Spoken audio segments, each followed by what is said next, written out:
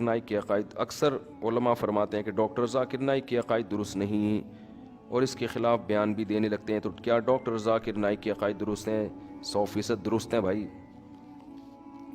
کوئی علماء نہیں کہتے ہیں، ایسی جو بہت ہی کچھ محدود قسم کے فرقہ پرست قسم کے لوگ ہیں جو ڈاکٹر ذاکر نائک کے خلاف بولتے ہیں. باقی ہم نے تو جس عالم سے بھی، ڈاکٹر ذاکر نائک سے تو میری 2 دفعہ بڑی طویل ملاقاتیں ہوئی ہیں، تو انہوں نے بتایا کہ جتنا مجھے پاکستان کے علماء سپورٹ کرتے ہیں اتنا کوئی بھی نہیں کرتا. دینی معاملات میں خوب سمجھ لو، الحمدللہ اللہ نے ہمارے ملک کو بہت اہمیت دی ہے. کہیں بھی دنیا میں مسئلہ ہو نا مذہبی اعتبار سے، تو پاکستان اللہ کا شکر ہے اب بھی سعودی عرب کا دفاع پاکستان کر رہا ہے. حرمین کا دفاع کون کر رہا ہے؟ پاکستان کر رہا ہے. خود ان کو اپنے دفاع کے لیے ہماری ضرورت ہے. اور خرچہ کے مدارس دیکھ لو پوری دنیا میں، جہاں بھی میں گیا ہوں دینی مدرسے انڈین اور پاکستانی نے بنائے ہوئے. یہ تو ایک ہی زمین ہے نا، انڈیا پاکستان، کلچر تو ایک ہی ہے. اور 2 قومیں اس میں سب سے آگے، گجراتی. جہاں بھی دنیا میں جاؤ گجراتی تاجروں نے مدرسہ ضرور بنایا ہے اپنے خرچے پہ.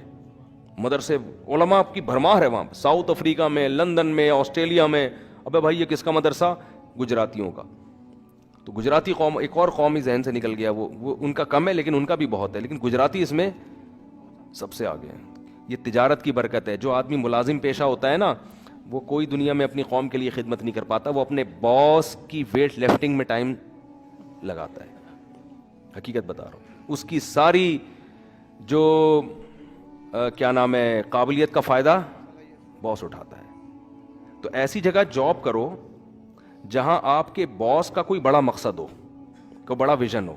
پھر آپ اس کے جیسے مدرسوں میں جو جاب کر رہے ہیں، وجہ کیا ہے جی؟ باس اس کا مقصد دین کی اشاعت. تو وہاں جاب میں آپ اس کے ویژن کا حصہ بن رہے ہو، اس کی ذات کے کو فائدہ نہیں پہنچا رہے، اس کے ویژن کے لیے. سب جیسے فوج میں کوئی جاب کرتا ہے ہم کہتے ہیں بہت اچھا ہے. وجہ کیا ہے؟ ملک کے دفاع ایک بڑا ویژن ہے نا. تو یہاں جاب کر کے آپ اپنے باس کو فائدہ نہیں پہنچا رہے، آپ ایک ادارے کو فائدہ پہنچا رہے ہو، اور وہ ادارہ آپ کی کنٹری اور آپ کی عوام کو فائدہ پہنچا رہا ہے. اب ایک پروڈکٹ بنانے والی کمپنی ہے، چھالیاں بیچنے والی کمپنی میں جاب کر کے کیا کر رہا ہے تو؟ معذرت کے ساتھ تھوڑا ابے تبے پہ آتا ہوں میں سمجھانے کے لیے.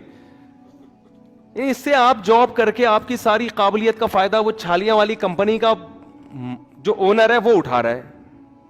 آپ کی صلاحیتیں اس میں ضائع ہو رہی ہیں. سی اے آپ نے کیا ہوا ہے اور آپ چھالیوں کی کمپنی کے آڈٹ کر رہے ہو. آپ نے جو اتنا دماغ لگا کے علم حاصل کیا، اس علم کا فائدہ لالی پاپ بنانے والی کمپنی استعمال کر رہی ہے. ایسی جگہ جاب کرو جہاں ان کا ویژن بڑا ہو، تو آپ اس ویژن کا حصہ بن جاؤ گے. ورنہ پھر جاب نہ کرو، ورنہ پھر کیا کرو؟ بزنس کرو آپ. تو تاجر آدمی سر اٹھا کے پوری دنیا میں جیتا ہے. یہ تو مسلمانوں نے خلافت عثمانیہ کے خاتمے کے بعد انگریزوں نے آ کے نا سب کو جاب پہ لگا دیا. مسلمان یہ کام نہیں کرتا تھا. ابھی بھی آپ دیکھ لو جن علاقوں میں انگریزوں نے حکومت نہیں کی ہے نا، یا صحیح مضبوط حکومت قائم نہیں کر سکا ہے، وہاں جاب کا ریشو نہیں ہے. یہ جو ہماری پشتو پٹی ہے، یہ پٹی ادھر وزیرستان کی ہو گئی، کوئٹہ کی ادھر، یہ انگریزوں کی مضبوط حکومت نہیں بنی ہے.